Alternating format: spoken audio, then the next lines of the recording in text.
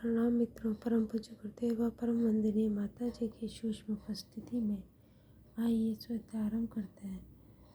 मेरे साथ एक स्वर में बोलेंगे। ओम भूर्भुवः स्वः तत्सवितुर्वरेण्यं भर्गो देवस्य धीमहि धियो यो नः प्रचोदयात्। आज का विषय है उद्देश्यपूर्ण जीवन का आधार। प्रसिद्ध दार्शनिक प्लेटो से किसी ने प्रश्न किया, मैं जीवन में सुखी व आनंदित कैसे हो सकता हूँ? प्लेटो ने गंभीरतापूर्वक उत्तर दिया, यदि तुम वह बन जाओ जो बनने के लिए तुम पैदा हुए थे तो तुम जीवन में आनंद को प्राप्त कर लोगे। सुनने पढ़ने में सरल सा दिखने वाला यह सूत्र मनुष्य के लिए कठिन इसलिए बन जाता है क्योंकि हम जीवन को बिना किसी रणनीति के बेहोशी में जीते हुए नजर आते हैं।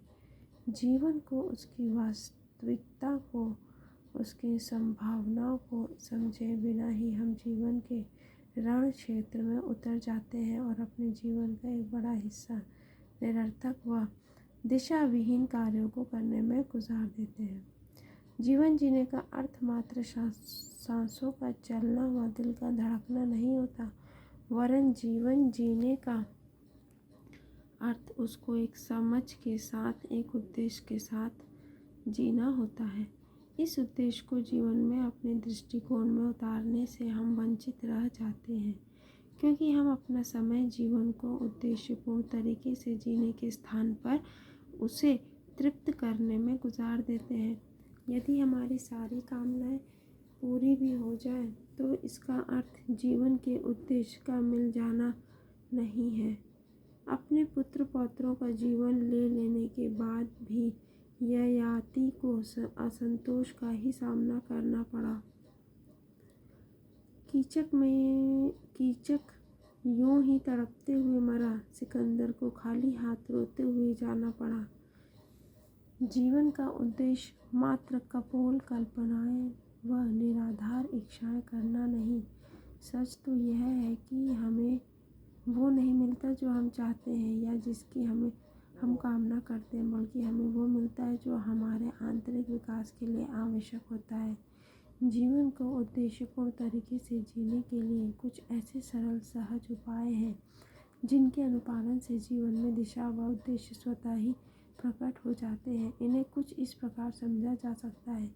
जिम्मेदारी लेना सीखें। स्वयं के द्वारा किए गए कार्यों की जिम्मेदारी हम यदि उठाना नहीं सीखेंगे तो जीवन में अपने विकास की राहों को सदा के लिए अवरुद्ध कर लेंगे। हम लोग अक्सर अच्छा घटने पर तो श्रेय लेने को उत्सुक दिखते हैं, पर जीवन में बुरा होने पर उसकी जिम्मेदारी किसी दूसरे व्यक्ति, घटनाक्रम से लेकर भगवान पर डालना चाहते हैं। अपने कार्यों की जिम्मेदारी को स्वीकार करना बड़े साहस का कार्य है और ऐसा करने का उद्देश्य हमारे मन में कहीं गहरे बैठ गई नकारात्मकता से मुक्त होना भी है। अपने द्वारा किए गए कार्यों की जिम्मेदारी वही उठा सकता है जिसे ईश्वर के बनाए सिद्धांतों, कर्म फल विधान, परमात्मा की कण कण में उपस्थिति जैसे शाश्वत सूत्रों पर गहन आस्था हो। जो व्यक्ति जिम्मेदारी लेना सीख जाते हैं वे जीवन में विषम घटनाक्रम आने पर उनका स्रोत अपने व्यक्तित्व में ढूंढने का प्रयत्न करते हैं। वह उनका समाधान भी स्वयं के अंतस में ही ढूंढते हैं। सत्य यही है कि बाहर घटते घटनाक्रम चित्त में उभरते हुए शुभ व अशुभ कर्मों की परछाई मात्र होते हैं और यदि हम इस सत्य को समग्रता से अनुभव करते हैं तो हम कठिन परिस्थितियों का सामना अपने व्यक्तित्व के परिष्कार को करके, शुभ कर्मों को करके करना चाहते हैं और ऐसा करने के लिए निष्पक्ष आत्मसमीक्षा करते हुए अपने कर्मों की जिम्मेदारी लेने का भाव हमारे मन में विकसित होना चाहिए। ऐसा होने पर हम शिकायतें करने व आरोप लगाने के स्थान पर अपना विकास व परिष्कार करने की सोचते हैं, जो कि स्थायी व सही समाधान है। वर्तमान में जीना सीखें। हमारी ज़्यादातर ऊर्जा भविष्य के सपने सजोने व अतीत की कल्पनाओं करने में चली जाती है और इसीलिए हम वर्तमान में कर रहे कार्यों के लिए कभी भी समुचित रूप से उपलब्ध नहीं हो पाते। वर्तमान में जीने का अर्थ अपनी चेतना को उपस्थित क्षण के लिए समग्रता से उपलब्ध कराने से है। यदि हम बैठकर मात्र अब सपने ही देखते रहेंगे तो उनको पूरा करने के लिए जुट पाने का कार्य कब कर पाएंगे। वर्तमान में जीने के लिए हमें ईश्वरीय व्यवस्था का अटूट विश्वास की आवश्यकता होती है। हम ज़्यादातर समय जीवन को और अपनी परिस्थितियों को एक झूठी मान्यता के तहत देखते हैं, जिसके अनुसार हमारे जीवन में घटती हर घटना के लिए कोई और जिम्मेदार है। जब हम भगवान के प्रति कृतज्ञ होकर जीवन जैसा है उसे अंगीकार करने को तैयार हो जाते हैं तो हमारे भीतर सच्चा समर्पण उदय होता है और तब हम वर्तमान के क्षणों का सम्यक उपयोग कर पाते हैं। समर्पण का अर्थ सब कुछ दूसरों पर छोड़कर आलसी हो जाना नहीं है, वरन समर्पण का अर्थ घटनाओं पर हमारे नियंत्रण के भ्रम को छोड़ना है। ऐसा करने पर हम ईश्वर के विराट स्वरूप को स्वयं को जोड़ पाते हैं, मन को व्यर्थ के भ्रमों और सपनों से मुक्त कर पाते हैं और तब ही हम जीवन के प्रत्येक क्षण का, हर क्षण उपस्थित वर्तमान क्षण का श्रेष्ठतम उपयोग कर पाते हैं। स्वयं के प्रति सच्चा दृष्टिकोण अपनाएं। हम जीवन को एक अभिनय की तरह इससे जीते हैं। माता पिता के साथ कुछ और, मित्रों के साथ कुछ और संबंधियों के साथ कुछ और। कई तरह के जीवन जीते जीते धीरे धीरे हम स्वयं के प्रति भी अभिनय करना शुरू कर देते हैं और हमारा स्वयं के प्रति दृष्टिकोण भ्रांतिपूर्ण हो जाता है। हमें स्वयं की त्रुटियां दिखाई नहीं पड़ती, हमारा अहंकार बुलंद हो जाता है और धीरे धीरे हमारे अंतर्मन के टोकने की आवाज़ भी हमें सुनाई नहीं पड़ती। स्वयं के प्रति हमारा नज़रिया सच्चा रहे, इसके लिए आवश्यक ही हम हमारे अंदर बह रहे सकारात्मक व नकारात्मक विचारों को पहचानें। सकारात्मक विचार जीवन को स्वीकारना सिखाते हैं व नकारात्मक विचार जीवन को नकारना सिखाते हैं। इस दृष्टि के शाश्वत सिद्धांतों में से एक यह सिद्धांत भी है कि हम जैसा सोचते हैं वैसा करते हैं और जैसा करते हैं वैसे ही भविष्य का निर्माण करते हैं। यदि हम नकारात्मक सोच रहे हैं तो यह सोच धीरे धीरे हमारे संपूर्ण व्यक्तित्व को कालिमा से भर देती है। इसलिए इसे प्रारंभ में ही पहचान कर अपने व्यक्तित्व को झटक कर दूर कर देना चाहिए।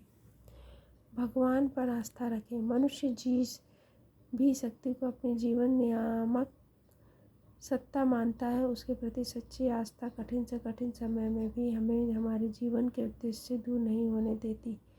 भगवान का अर्थ किसी पौराणिक किरदार से नहीं बल्कि सच्चे व शुभ सिद्धांतों व गुणों के शाश्वत प्रतिनिधित्व से है और सच्ची आस्था के लिए हमारे भीतर राह की बाधाओं से जूझने के लिए संकल्प बल की आवश्यकता होती है। जब हम इस भाव को पूर्ण विश्वास के साथ जन्म देते हैं तो हमारे जीवन के प्रति सोच व दृष्टिकोण बदल जाते हैं। सूत्र सरल है पर जीवन में सच्चा व सुखद दिशाबोध तभी जाग पाते हैं जब हम मन में यह ठान लें कि हम जीवन को एक गहरे व उच्च उद्देश्य के साथ जिएंगे। कर्मों की जिम्मेदारी उठाने का भाव हमारे मन में विकसित हो, हम ईश्वरीय चेतना में आस्था रखते हों, स्वयं की निरंतर निष्पक्ष आत्मसमीक्षा करते हों, वर्तमान के क्षण के प्रति समर्पित हों, तो जीवन उद्देश्यपूर्ण बन जाता है। जिसके जीवन में उद्देश्य आ जाता है उसके जीवन में एकाग्रता, स्थिरता, शांति व आनंद आ जाते हैं। आनंदमय जीवन के लिए ये ही सरल समाधान सूत्र है। धन्यवाद मित्रों। ओम देहु शांति, अंतरिक्षं शांति, पृथ्वी शांति, रापः शांति, रोषधयः शांति, पथयः शांति, विश्वे देवाः शांति, ब्रह्म शांति, सर्वभूत शांति शांति शांति सामा शांतिरेधि। ओम शांति शांति शांति सर्वारिष्ट सुशांतिर्भवतु।